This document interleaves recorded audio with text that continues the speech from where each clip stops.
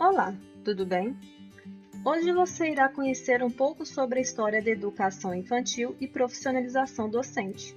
Continue aí e vem comigo. A Revolução Industrial possibilitou a entrada em massa da mulher no mercado de trabalho, assim, alterando a forma da família em educar seus filhos. Sendo assim, as mães operárias que não tinham com quem deixar seus filhos utilizavam o trabalho das conhecidas mães mercenárias. As mães mercenárias eram mulheres que optaram pelo não trabalho nas fábricas, vendiam seus serviços para abrigarem e cuidarem dos filhos de outras mulheres. Com tudo isso, somente a partir do período republicano, quando as fábricas e indústrias ganharam maior impulso, foram sendo inauguradas outras instituições, que, diferentemente dos países europeus, no Brasil, as primeiras tentativas de organização de creches, asilos e orfanatos surgiram com um caráter assistencialista, para atender as crianças filhos de mulheres que trabalhavam fora de casas e as viúvas desamparadas.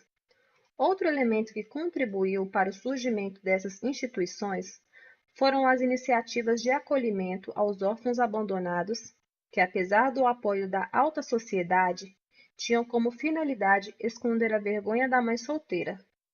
Também fatores como o alto índice de mortalidade infantil, a desnutrição generalizada e um número significativo de acidentes domésticos fizeram com que alguns setores da sociedade, dentre eles os religiosos, os empresários e educadores, começassem a pensar no espaço de cuidados da criança fora do âmbito familiar. Uma das instituições brasileiras mais duradouras de atendimento à infância, que teve seu início antes da criação das creches, foi a Roda dos Expostos ou Roda dos Excluídos. Esse nome provém do dispositivo onde se colocavam os bebês abandonados e era composto por uma forma cilíndrica, dividida ao meio por uma divisória e fixado na janela da instituição ou das casas de misericórdia. Assim, a criança era colocada no tabuleiro pela mãe ou qualquer outra pessoa da família. Essa, ao girar a roda, puxava uma corda para avisar a rodeira que um bebê acabava de ser abandonado, retirando-se do local e preservando sua identidade. Por mais de um século, a Roda de Expostos foi a única instituição de assistência à criança abandonada no Brasil. Os estados de São Paulo, Rio de Janeiro e o Distrito Federal foram os precursores na proposta de criação de instituições que atendiam as crianças filhos de trabalhadores e operários. No estado de São Paulo, desde dezembro de 1920, a legislação previa a instalação de escolas maternais, com a finalidade de prestar cuidados aos filhos de operários, preferencialmente junto às fábricas que oferecessem locais e alimento para crianças. As poucas empresas que se propunham a atender os filhos de seus trabalhadores o faziam desde o berçário, ocupando-se também da instalação de creches. Para as crianças de elite, reserva-se o jardim de infância, com a proposta de uma educação racional e compatível com o progresso científico. Nesse contexto, o interesse pela educação pré-escolar se deu pela esfera privada e as instituições para os pobres, mesmo sendo necessárias, não se concretizaram nesse período. A abertura de jardins de infância privados foi financiada pela própria classe abastada, cujas instituições abrigariam seus filhos sob a justificativa de uma proposta exclusivamente pedagógica que servia como uma estratégia de propaganda mercadológica para atrair as famílias abastadas, como uma atribuição ao jardim de infância para os ricos que não poderia ser confundido com asilos e creches para os pobres. Sob a forte influência europeia de uma educação froebeliana, foram criados os primeiros jardins de infância privados no Brasil, no Rio de Janeiro em 1875, no Colégio Menezes Vieira, e em São Paulo na Escola Americana em 1877. O alemão Friedrich Froebel foi o fundador do primeiro jardim de infância, onde as crianças eram consideradas como plantinhas de um jardim, do qual o professor seria o jardineiro. A criança se expressaria através das atividades de percepção sensorial, da linguagem e do brinquedo. A linguagem oral se associaria à natureza e à vida. Já no setor público, em 1896, em anexo à Escola Normal Caetano de Campos, em São Paulo, passou a funcionar o Jardim de Infância, que, mesmo sendo uma iniciativa pública, atendia os filhos da elite paulistana. Diferente do caso europeu, que fundavam primeiro as escolas maternais para crianças de 3 a 6 anos, para transformarem em creches, no Brasil, primeiro fundaram-se creches para posteriormente instalar jardins de infância. Somente nas primeiras décadas do século XX foram implantadas instituições pré-escolares assistencialistas no Brasil.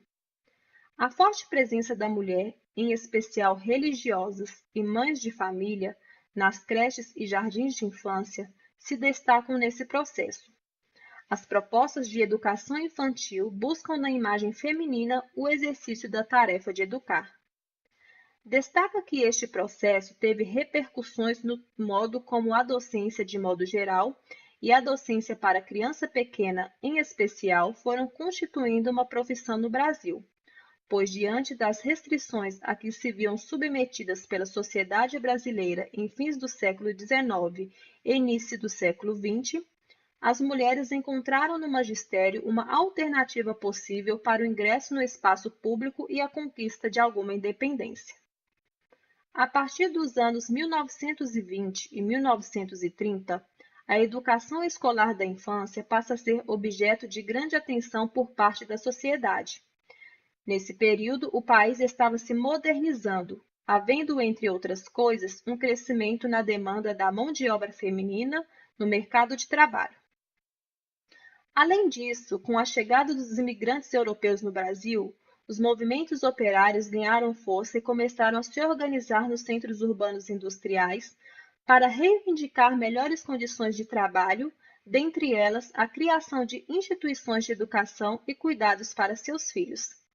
Dessas reivindicações e mudanças sociais que ampliaram a participação da mulher no mercado de trabalho, resultou o aumento da necessidade por instituições de educação infantil do país.